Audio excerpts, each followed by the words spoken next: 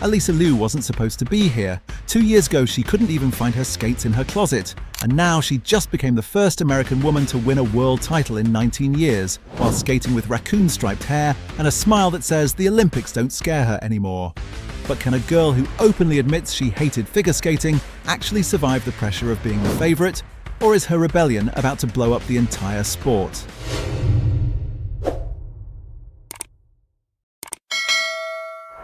The TD Garden in Boston is packed with 15,000 people on March 28, 2025. The air smells like cold ice and popcorn. The lights are so bright, they make the rink look like glass. The Japanese team sits in the front row wearing matching red jackets. Everyone knows they are the favorites. Kaori Sakamoto is the two-time world champion. Rinka Watanabe just won the Grand Prix final. The Orange Wall of Japan has dominated women's skating for 3 straight years. No American woman has won this title since Kimi Meisner back in 2006. That's 19 years of waiting. 19 years of watching other countries celebrate while Team USA goes home empty-handed. Then Alysa Liu steps onto the ice for her short program. She's wearing a black costume with silver sparkles.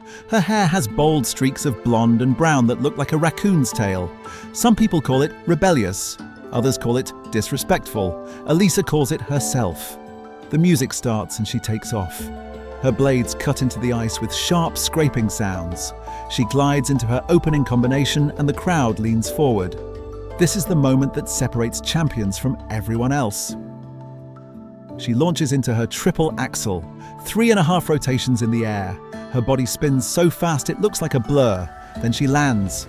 The ice crunches under her blade. She holds the landing with her arms stretched out and the entire arena explodes. People jump out of their seats. Flags wave in the air. Her coach screams from the barrier. Alysa keeps skating like nothing just happened. She hits every jump, every spin, every step sequence. When she finishes, she pumps her fist and points to the crowd. She's smiling so wide you can see it from the cheap seats. The kiss and cry area is cramped and loud. Alysa sits between her coaches while they wait for the score. The number flashes on the screen, 74.63, a new personal best. She's in first place. The girl who quit at 16, the girl who said she hated this sport, the girl who walked away from $1 million investment and 2 years of her father's dreams. She's leading the World Championships. Commentators are stunned. Jackie Wong from The Skating Lesson calls it the comeback of the decade. NBC Sports says it's impossible. The Japanese coaches look confused. Social media explodes with shock and celebration. But this moment didn't just appear out of nowhere. To understand how shocking this really is, you have to go back to where it all went wrong. You have to go back to the moment when the machine broke down. You have to go back to Beijing. Alysa Liu was built to be perfect. At age 12, she became the youngest skater in history to land a triple axel.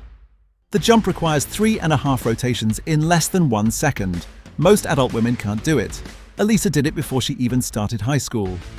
At 13, she won the United States National Championship and broke a record that had stood for 22 years. Tara Lipinski had been the youngest ever. Now it was Alysa. Her father Arthur invested over $1 million into her career before she turned 15.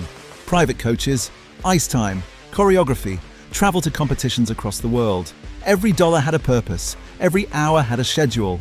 Alysa woke up at 5 in the morning while other kids her age were still asleep. She was homeschooled in the back of cars driving between the rink and home. She never went to regular school. She never had sleepovers or birthday parties with friends. She was isolated from kids her own age because training came first. Always. Every part of her life was controlled and measured like a science experiment. By the time she reached the 2022 Beijing Olympics at 16 years old, she was landing quad jumps that most men struggle with. But she was landing them for a sport she secretly hated. She finished 6th in Beijing. The world saw a competitive result and moved on. Alysa saw a prison sentence that finally had an end date. Weeks after the Olympics, she shocked everyone by announcing her retirement. She didn't ease into it. She didn't take a break. She ran away from figure skating like it was on fire. For 2 years, her skates sat forgotten in a closet gathering dust. She later admitted in interviews that she didn't even know where they were. She enrolled at UCLA to study psychology. She wanted to understand her own mind after years of never being allowed to think for herself. She took road trips with friends who didn't know what a salchow was and didn't care. She traveled to Nepal and hiked to the base camp of Mount Everest. The mountain air was thin and cold, but it felt like freedom. She dyed her hair with bold raccoon stripes that made her look like a different person. She got piercings that would make traditional skating judges faint in shock. She played volleyball and tennis just for fun, not to win, not to break records, just because it felt good. She lived the normal teenage life she had missed for a decade. Then in early 2024, something unexpected happened. She went on a ski trip with friends to Lake Tahoe. The speed down the mountain reminded her of something buried deep inside. The wind on her face, the adrenaline in her chest. She went to a public skating rink just to see if she could still move on the ice. She laced up a pair of worn-out rental skates that smelled like sweat and old leather. She tried a double axel without thinking. She landed it clean. That one jump changed everything.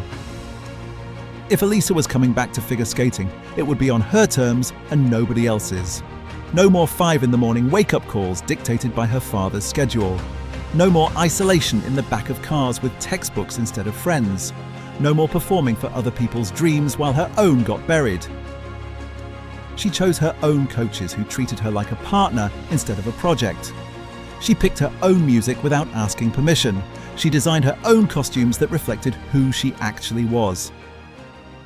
For her free skate, she chose a Lady Gaga medley that made traditionalists nervous. The music was loud and modern, and nothing like the classical pieces judges usually reward.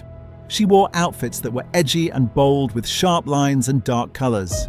She skated with a smile that said, "This is fun, not torture." The 2025 season became her declaration of independence from everything that broke her. She returned to competition with a completely new mentality that confused everyone who knew the old Alysa.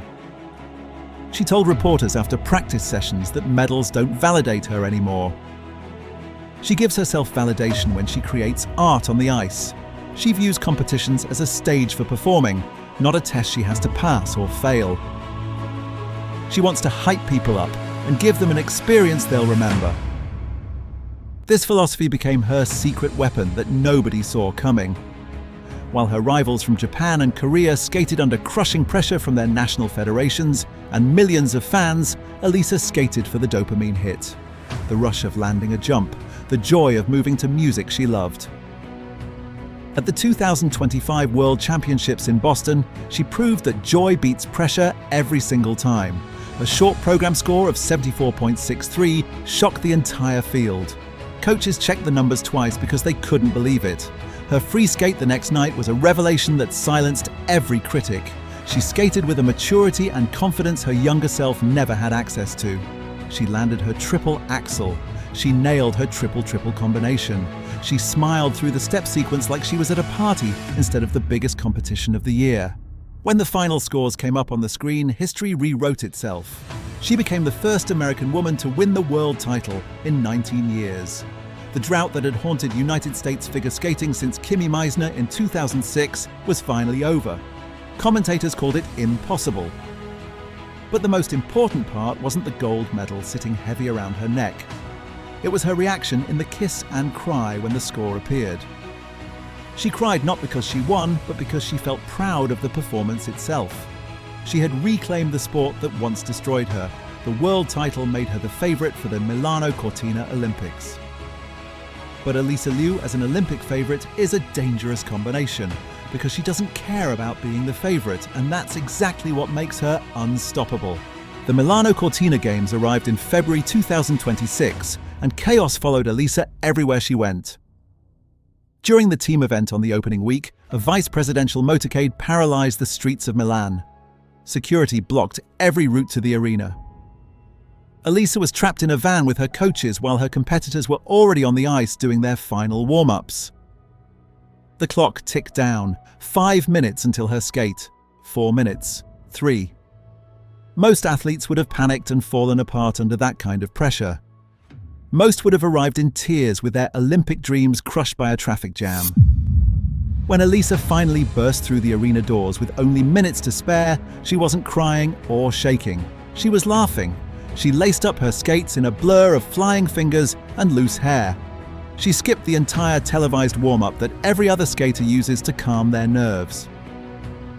She stepped onto the Olympic ice and delivered a short program so joyful and defiant it silenced every doubter in the building.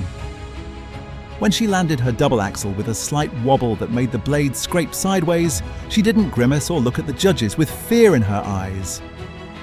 She flashed a bemused smile like she just told herself a joke. Later in the press conference, she shrugged and called it an oopsy moment. That oopsy became her manifesto and the defining image of her entire Olympic comeback. Team USA won gold in the team event, and Alysa stood on top of the podium jumping higher than anyone else. Her smile was so big it hurt to look at. Then the video went viral across every social media platform. She had been celebrating so hard that her gold medal literally snapped off its ribbon and hit the arena floor with a loud clang. The metal got scratched up and dented from the impact.